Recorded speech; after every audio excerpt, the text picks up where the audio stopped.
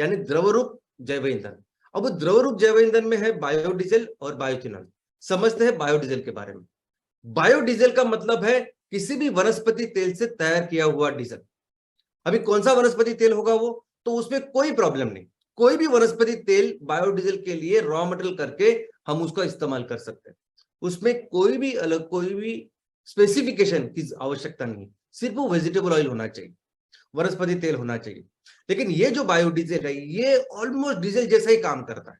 यानी अगर आपको लगता होगा कि बायोडीजल हमेशा ब्लेंडिंग के इसमें हम लोग इसका इस्तेमाल कर सकते हैं 5%, 10%, 15%, तो ऐसा नहीं है। जहां जहां डीजल आज की तारीख में काम करता है वहां वहां बायोडीजल 100% हम इसका इस्तेमाल कर सकते हैं और ये भी वैसे ही आउटपुट देता है। यानी ये ब्लेंडिंग में भी काम करता है।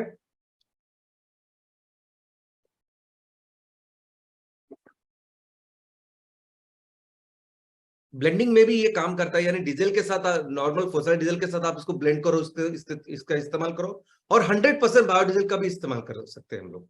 लेकिन जब 100% बायोडीजल का इस्तेमाल करते हैं तब तो कार्बोरेटर में थोड़े से चेंजेस करने पड़ते हैं और बहुत कम टेम्परेचर में, तापमान में ये सॉलिडिफाई हो जाता है। जैसे हमारे घर का किचन का जो रखा हुआ वेजिटेबल ऑयल है वो भी सॉलिडिफाई हो जाता है। तो उसमें थोड़े से चेंजेस करने पड़ते हैं मशीन में, जो आसानी से किए जा सकते हैं। आज की तारीख में यूरोप में, अमेरिका में ऐसी गाड़ियां बनती है जिसमें ये चेंजेस करके ये गाड़ियां बनती है। तो ये सभी गाड़ियां जो यूरोप में बनती है, यूरोप में है, अमेरिका में है, ब्राजील में है, ये गाड़ियां 100% बायोडीजल पे भी चल सकती है, बायोडीजल बायोइथेनॉल पे, 100% पेट्रोल डीजल पे भी चल सकती है और दोनों का कोई भी ब्लेंड हो उसके ऊपर भी चलती है। और ऐसी गाड़ियों को कहते हैं फ्लेक्स इंजन, फ्लेक्स इंजन वाली गाड़ियां। और भारत में भी अभी ऐसी गाड़ी की शुरुआत होने वाली है कि जो गाड़ियां 100% बायोडीजल, 100% इथेनॉल और 100% फॉसिल फ्यूल और इनके कोई भी ब्लेंड के ऊपर चलेगी। पूरी दुनिया में जो भी बायोडीजल बनाया जाता है, जिस देश में बनाया जाता है, वो अपने देश में जो रॉ मटेरियल अवेलेबल है, जो वेजिटेबल ऑयल अवेलेबल है, उससे वो बायोडीजल बनाते हैं।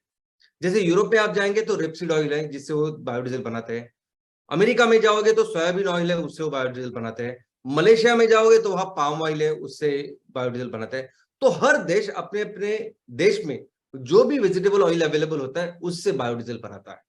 अभी भारत की बात करें तो भारत की परिस्थिति आज वेजिटेबल ऑयल में ऐसी है कि पिछले साल हमने इस 2022 में 60% ऑलमोस्ट जो वेजिटेबल जो हमें खाने के लिए लगता है वो हमने बाहर से मंगाया, 60%। तो यार इस वेजिटेबल ऑयल से बायोडीजल तो हम लोग बना ही नहीं सकते क्योंकि हमारे पास है ही नहीं। तो फिर इसके ऊपर काफी दिनों से रिसर्च हुआ। 2006 में एक पॉलिसी बनी कि जी जो इसके ऊपर थी कि किस तरह से हम अपने देश में बायोडीजल का उत्पादन करें। तो इस बायोडीजल के लिए फिर रॉ मटेरियल कौन सा होगा, तो इसके लिए संशोधन करने के बाद एक वनस्पति को चुना गया। वो वनस्पति का नाम है जेट्रोफा। दोस्तों जेट्रोफा एक तो पूरे देश में हर जगह आता है, हर राज्य में उसके अलग अलग नाम है। हमारे देश में जेट्रोफा के 200 से ज्यादा जाति, 10,000 से ज्यादा उपजाति है। इसको एरंड, मोगली एरंड, रान एरंड, जमाल गोटा, ऐसे कई सारे लोकल नेम है जिससे हम उसको पहचानते हैं। और ये जेट्रोफा अगर आप देखोगे तो जेट्रोफा एक एक श्रब है, यानी बहुत बड़ा पेड़ नहीं है, तो छोटा पेड़ है और उसकी जो रूट सिस्टम है वो फाइब्रस है, तंतुमय है। तो कोई सी भी ऐसी जमीन जो ज्यादा उपजाऊ नहीं है, बंजर है, थोड़ी सी मिट्टी है, ऐसी मिट्टी में भी ये आता है।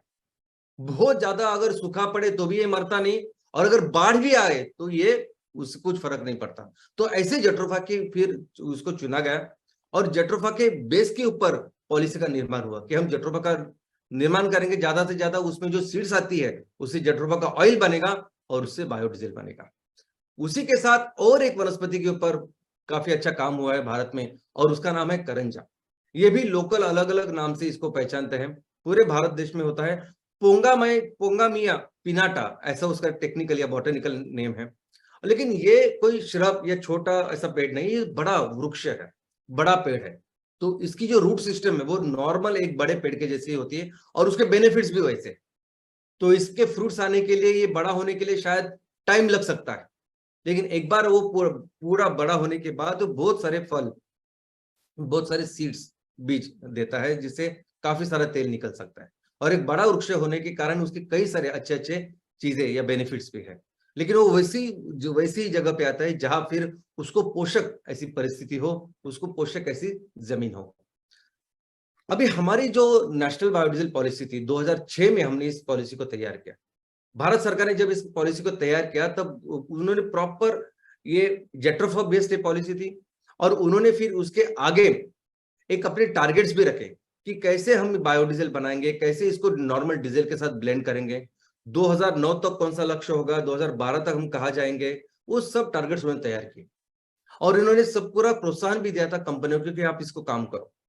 ये जेट्रोफा को लगाने के लिए उन्होंने ऐसी जो बंजर जमीन थी वो कंपनियों को दी कि आप लीज के ऊपर दी कि आप करो इसके ऊपर काम। लेकिन फिर भी ये आगे बढ़ नहीं पाया जितना जितना एक्सपेक्टेड था, अपेक्षित था, उतना बिजनेस, इतना इतना सेक्टर, इस सेक्टर का एक्सपेंशन नहीं हुआ। और उसका प्रॉब्लम था रॉ मटेरियल, क्योंकि उतने स्केल में इस रॉ मटेरियल का उत्पादन ही नहीं हुआ। अभी जैसा मैंने कहा कि जेट्रोफा के 200 से ज्यादा जाति और 10,000 से ज्यादा उपजाति है, तो कौन से वैरायटी का वो रॉ मटेरियल का इस्तेमाल करना चाहिए, या कौन सी वो एग्रोनॉमिक प्रैक्टिसेस है, कौन सी टेक्नोलॉजी की जिससे वो बेहतर लगेगा और बेहतर हम लोग उगा पाएंगे, ऐसी इसके ऊपर काम ही नहीं हुआ। तो जिन्होंने भी इस रॉ मटेरियल को लगाया, जिन्होंने भी इसके ऊपर काम किया, ऐसे था कि 3 साल के बाद उसको फ्रूट से आना चाहिए, ऐसे अपेक्षित था या एक्सपेक्टेड था। लेकिन 4-4, 5-5 साल के बाद भी ना तो ये श्रब वो 3-4 फीट के ऊपर बढ़ा, ना ही इसको फ्रूट आया। और इसी जगह पे जब मैंने 2005 और 6 में 5 में मैंने और डॉक्टर लवेश सर, हम दोनों ने इस पे बहुत काम किया था।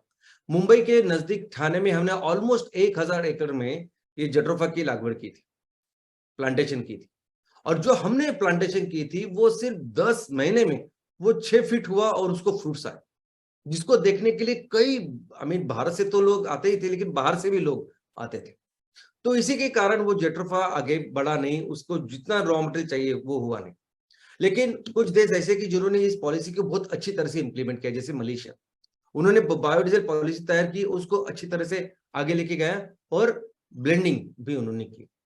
आज पूरी दुनिया में जो बायोडीजल का उत्पादन होता है, सबसे ज्यादा उत्पादन करता है अमेरिका, मैक्सिमम।